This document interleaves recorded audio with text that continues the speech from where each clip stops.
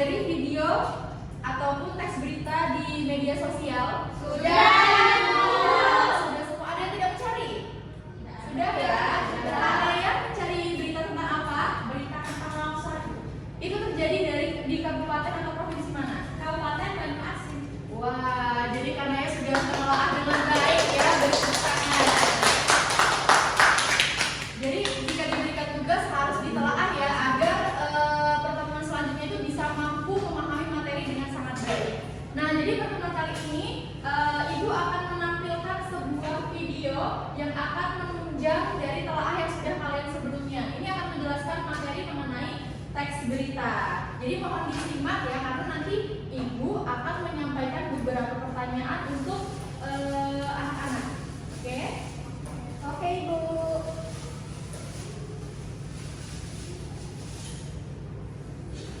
Teks berita. Halo teman kece, apakah kalian senang mengikuti berita yang paling update atau bahkan yang sedang viral? Dari mana kalian mendapatkan berita tersebut?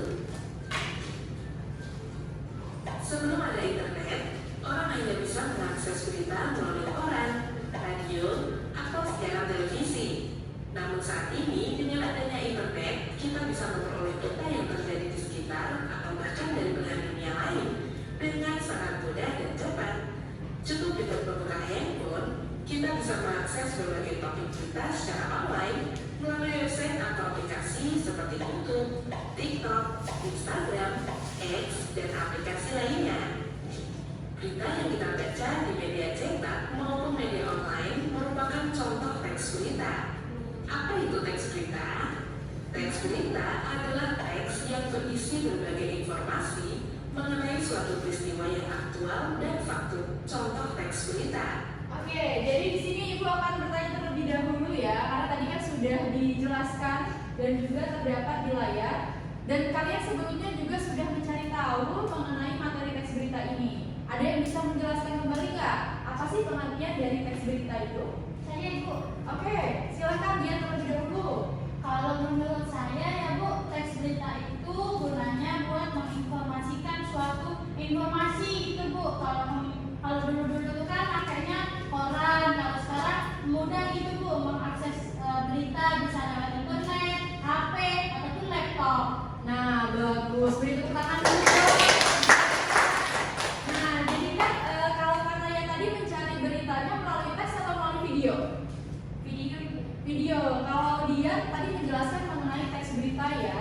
Jadi keduanya itu substansinya sama saja, namun beda penyajiannya. Kalau dari anak-anak lebih mudah memahami teks berita atau video berita? Video.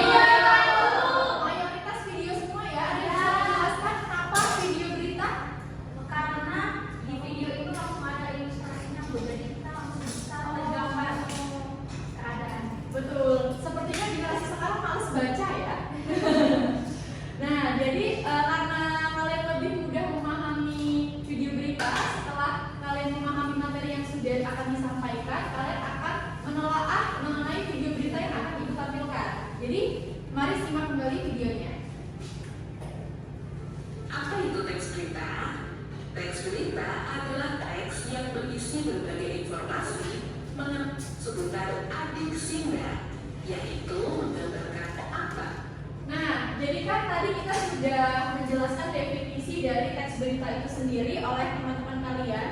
Selanjutnya ada hal penting yang perlu dicatat dari unsur-unsur teks berita. Bisa dibaca adik Simba. Untuk mudah menghafalnya, adik-adik boleh, anak-anak boleh menyebutnya adik Simba. A itu apa? D-nya Di mana? Terus Kapan? Siapa? Mengapa? Bagaimana? oke, jadi ada nggak yang bisa mencontohkan? Kan kemarin sudah menelaah teks berita nih. Ada yang bisa menjelaskan mengenai adik Simba dari teks berita yang sudah dibaca? Kalau nggak ada yang tunjuk, Ibu tunjuk ya. Saya tunjuk Lilis, karena saya lihat Lilis yang ngekesan dari tadi. Silakan, silakan. Baik, dimulai dari apa ya? Iya. Kalau misalnya dengan teks berita itu saya baca kemarin itu untuk apa itu kan pasti apa yang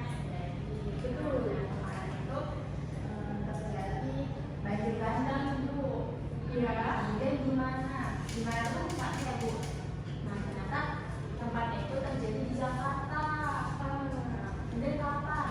Nah kalau kapannya itu seingat aku itu dari pas tanggal 17 September tahun 2024 Bu. Oke. Kemudian siapa? Nah, siapanya ini menjelaskan korbannya. Nah, korbannya ini adalah keluarga sekitar di perumahan tersebut. Kemudian mengapa?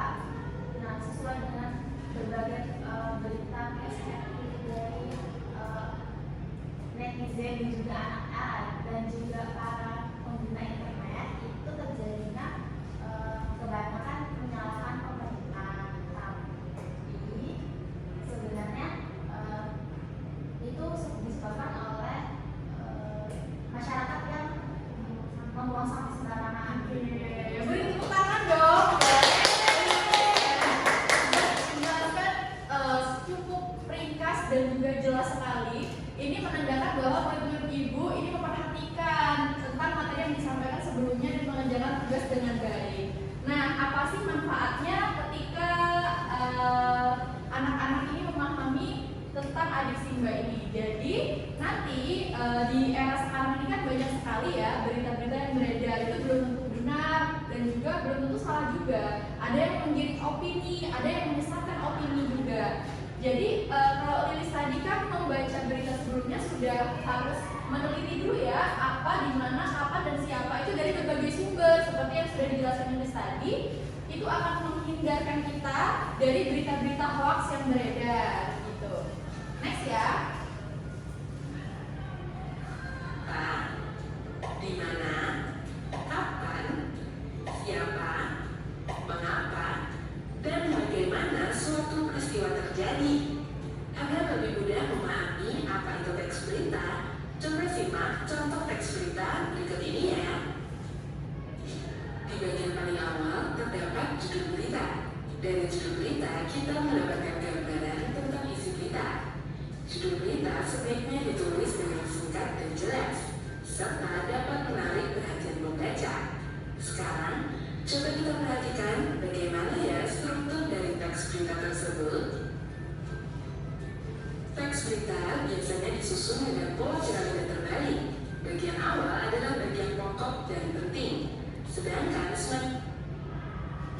Oke, jadi tadi sudah dijelaskan sebelumnya bahwa hal yang penting ketika menulis teks berita adalah judul yang menarik. Contohnya apa? Willy Salim kehilangan rendang di Palembang, gitu misalnya ya. Itu kan menarik pembaca gitu. Apa sih sebenarnya, kenapa sih di Palembang? Kenapa Willy Salim kehilangan rendang itu di Palembang gitu. Jadi dari judul itu sudah mampu menarik pembaca untuk membaca berita tersebut. Lalu strukturnya itu yang pertama kepala berita, tubuh berita, dan ekor berita. Ini sama seperti orientasi, isi, dan juga penutup atau kesimpulan dari berita tersebut. bagian ke bawah berisi perincian yang semakin kurang penting. Secara umum, struktur teks berita terdiri dari 3 bagian, yaitu kepala berita atau teras berita, tubuh berita, dan ekor berita. Bagian kepala atau teras berita adalah bagian awal yang memuat banyak informasi penting, seperti apa, di mana, kapan, dan siapa. Pada contoh teks berita ini, bagian kepala berita terdapat pada paragraf pertama. Dari paragraf ini kita bisa tahu apa peristiwa yang terjadi, yaitu Indonesia berhasil menyabet medali emas pada pertandingan angkat besi kelas 73 kg putra Olimpiade Paris 2024. Siapa yang mendapatkan medali emas? Yaitu Rizky Juniansyah. Lalu, kapan dan di mana terjadinya? Yaitu di Paris Arena 6, Prancis, Kamis, waktu setempat. Selanjutnya bagian tubuh berita yang berisi dapat pada paragraf kedua sampai keempat. Dari paragraf Untuk di bagian sebelumnya tadi harus mengandung apa saja? Ada yang bisa menjelaskan ulang? Siapa, di mana, tempat, siapa, kepala atau berita ya. Jadi di paragraf pertama ketika menulis teks berita itu harus terdapat 4 unsur ini. Lalu selanjutnya di bagian tubuh itu harus ada mengapa dan bagaimana. Jadi berita itu dijelaskan terjadinya bagaimana dan mengapa penyebabnya itu di bagian tubuh berita ini ya. Ya, Ibu. Nah, selanjutnya di bagian ekor berita ini berisi informasi tambahan. Jika dihilangkan tidak akan mempengaruhi isi pokok berita. Biasanya juga berisi kesimpulan dari berita tersebut itu bagaimana sih begitu. Nah, juga kaidah kebahasaan yang ada di teks berita itu umumnya menggunakan bahasa baku atau standar ya. Tidak boleh menggunakan bahasa yang tidak formal karena ada aturan khusus untuk upload teks berita di Kompas atau di TVRI. Jadi anak-anak ketika mencari berita itu harus percaya ya sumbernya. Apa saja contoh sumber terpercaya yang bisa dibaca? Kompas. Terus CNN, ya MNC ya. Nah, jadi ya itu.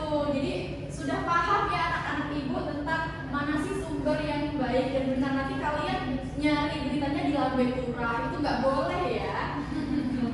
Oke, jadi setelah ini ibu akan memberikan soal ya, karena kita akan menyimak sebuah video berita, jadi bukan teks berita.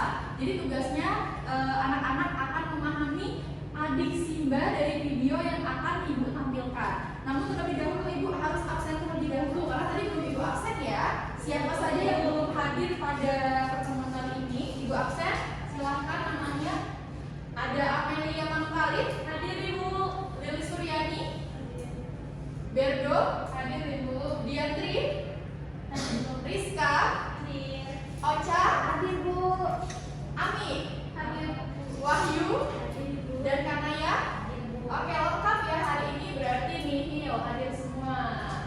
Jadi ibu akan bagikan lembar jawaban untuk kalian. Kalian isi di lembar soal. Kalian isi di halaman pertama ya. Ya, Ibu. Terima kasih, Ibu. Kerjakan sendiri-sendiri, tidak boleh contekan ya. Ya. Yang jawabannya sama nanti ibu bedain. Kalau jawabannya mana itu gimana, Bu? Tidak, karena ini kan adalah teks yang bisa berargumen. Jadi bukan soal statistik ya, yang jawabannya pasti. Ya bu. Oke, silakan ibu beri waktu. Simak video dulu ya, maaf. Oke, sebentar. Ibu tampilkan isi dulu nama kalian. Kelas.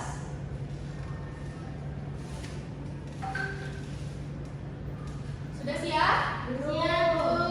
Oke, ibu tampilkan videonya terlebih dahulu ya. Silakan disimak. Hujan deras yang mengguyur wilayah Jakarta sejak Sabtu siang membuat sejumlah wilayah tergenang banjir. Hujan deras membuat jalan Dharma Wangsa Jakarta Selatan terendam air setinggi 30 hingga 50 cm. Ketinggian air setinggi 30 hingga 50 cm di jalan Dharma Wangsa Jakarta Selatan membuat arus lalu lintas dan aktivitas warga terganggu. Sejumlah petugas PPSU dan sumber daya alam bersiaga untuk mengatur arus lalu lintas yang sempat mengalami kemacetan akibat genangan. Sejumlah kendaraan bermotor yang memaksa melewati genangan pun banyak yang mengalami mati mesin.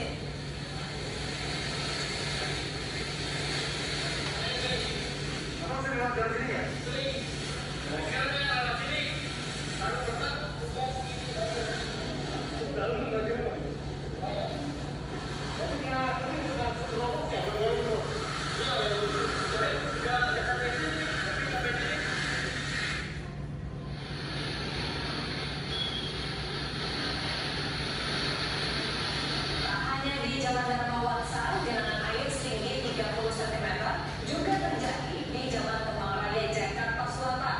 Para pengendara roda 2 terpaksa melewati jalur pejalan kaki untuk menghindari genangan.